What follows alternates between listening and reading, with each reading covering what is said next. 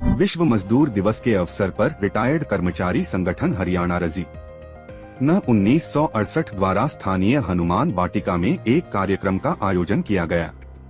कार्यक्रम की अध्यक्षता रिटायर्ड कर्मचारी संगठन हरियाणा के जिला प्रधान बलबीर शोकंद व चेयरमैन ईशन सिंह ने की व मंच संचालन जिला महासचिव डा रामनिवास शर्मा ने किया।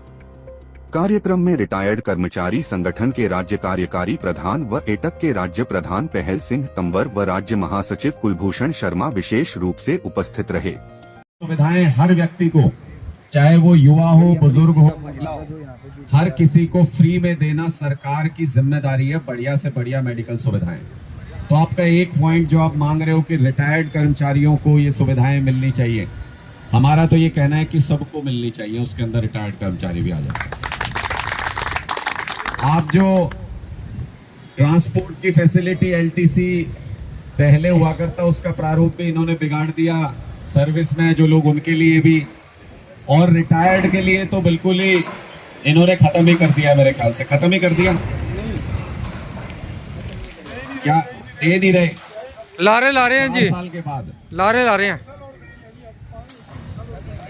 इसी नीति को अगर आप आम आदमी पार्टी की नजर से देखो तो हम जो रिटायर्ड लोग हैं 60 साल से ऊपर हैं, उनको हम फ्री में वैसे ही तीर्थ यात्रा और टूर कराते हैं। दिल्ली में हजारों लाखों लोग उस पे जा चुके हैं। तो इसका मतलब ये सारे पॉइंट्स जो आपने लिखे हैं, ये हमारी मूल विचारधारा का हिस्सा है।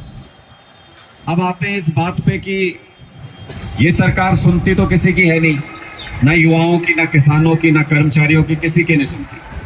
तो तर्कपूर्ण और छोटा सा मेरा निवेदन सिर्फ इतना है कि हम किसको वोट देंगे, किसको नहीं देंगे, वो तो अपने मन की बात होती है।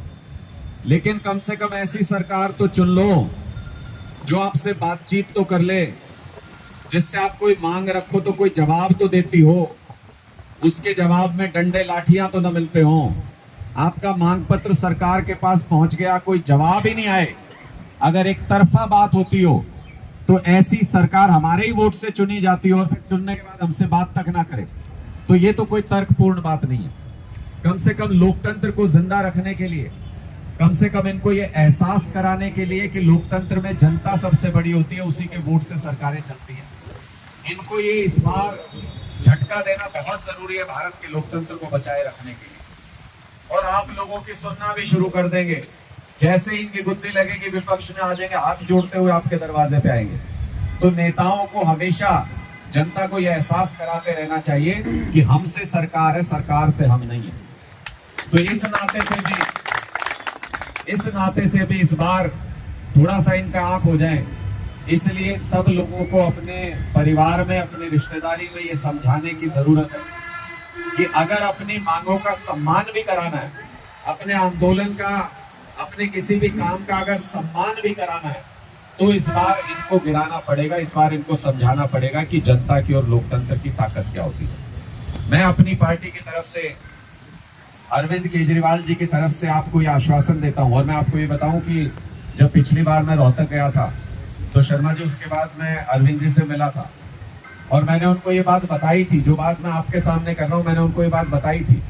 मैंने कहा आपको पता है रिटायर्ड कर्मचारी हरियाणा में आंदोलन कर रहे हैं इस चीज के लिए, जो दिल्ली में सुविधाएं आप हर किसी व्यक्ति को मुफ्त में उपलब्ध करा रहे हो, उसके लिए हरियाणा के अंदर रिटायर्ड कर्मचारी आंदोलन कर रहे हैं। तो उन्होंने ये कहा था कि ये दुर्भाग्य है इस देश का कि हम अपने बुजुर्गों का सम्मान नहीं कर सकते, हम अपने बुजुर्गों की मांगों को सुन नहीं सकते, समझ नहीं सकते, और हमने ऐसी सरकारें नहीं चुनी जो अपने बुजुर्गों का, अपने लोगों का सम्मान कर सके, उनको उनका अधिकार दे सके।